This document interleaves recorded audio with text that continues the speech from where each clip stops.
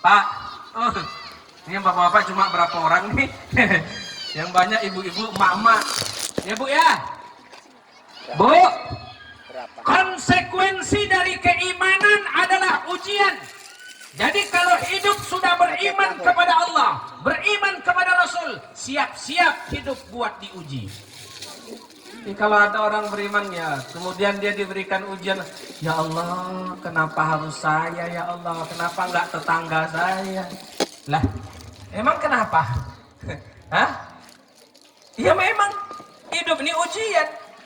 Bahkan di ayat yang lain Allah mengatakan, am hasibtum an tadkhulul jannata walamma ya'tikum mathalul ladzina khalau min qablikum massatuhumul ba'sa'u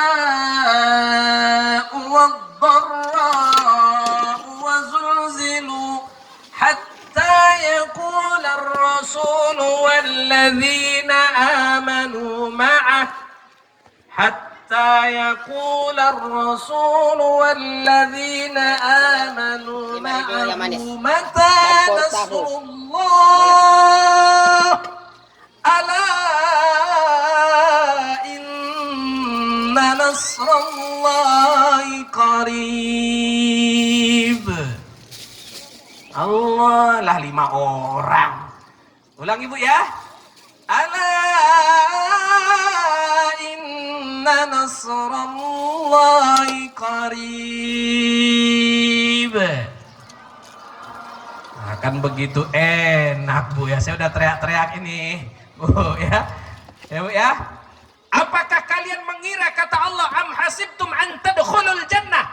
Manusia, apakah kalian mengira bahwa kalian tuh akan masuk surga begitu saja tanpa ada ujian? Tidak. Berapa tuh? 5.000. Kalau kalian baca sejarah, kalian melek dengan kisah-kisah sebelumnya, betapa banyak orang-orang dan umat-umat terdahulu yang ujiannya lebih parah dan lebih berat dari kita.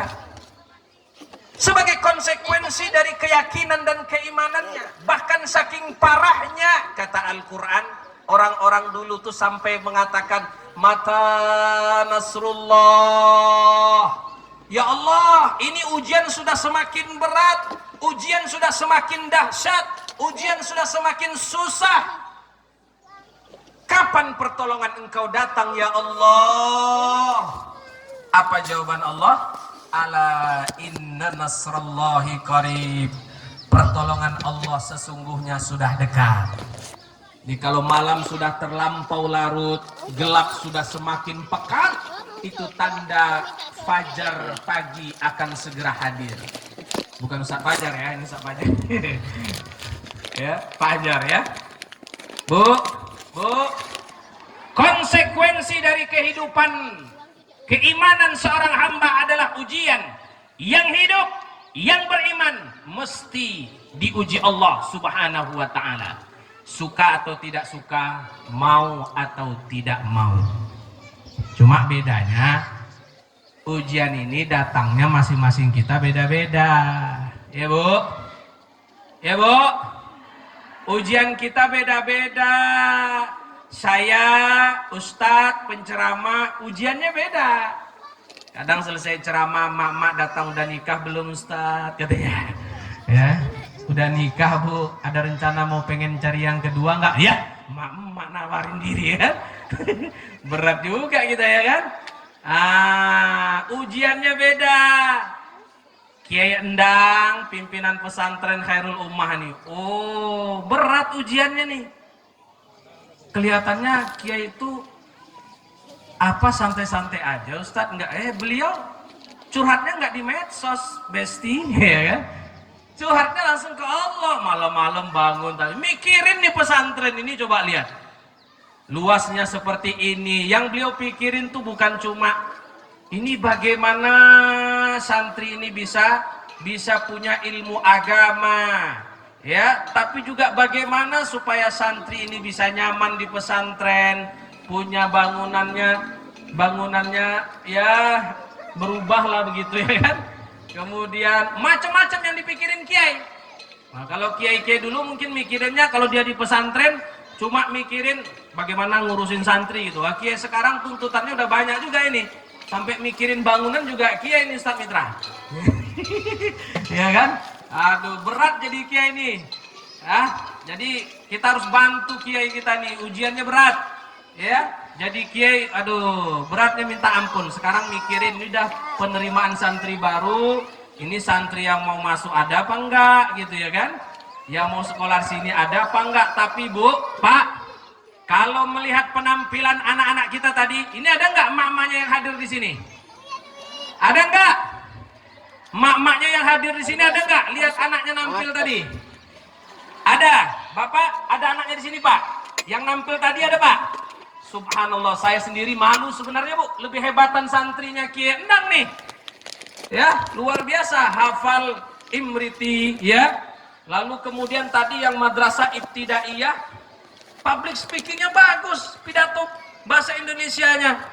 Lalu kemudian tadi ada penampilan cerita berbahasa Inggris. Wah, ini orang tuanya perlu bangga dan bahagia ini.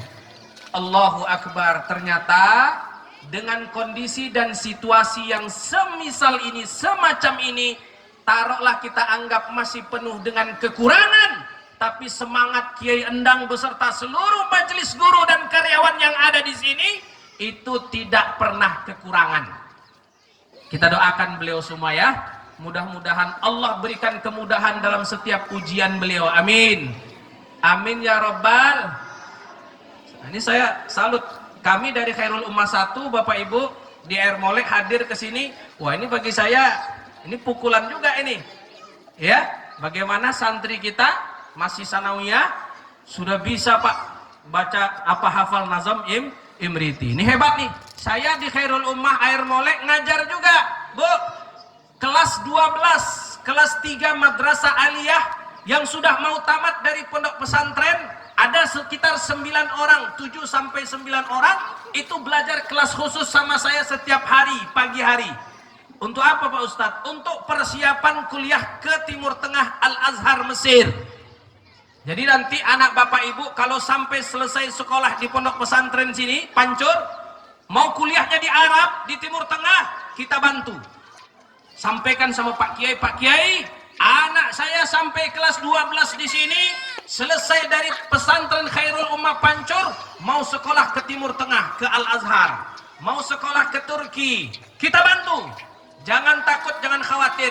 Memang masih seperti ini bentuk bangunan fisik sekolahnya, tapi kualitasnya insya Allah tidak kalah dengan yang di luar sana. Amin. Amin ya Rabbal. Semangat.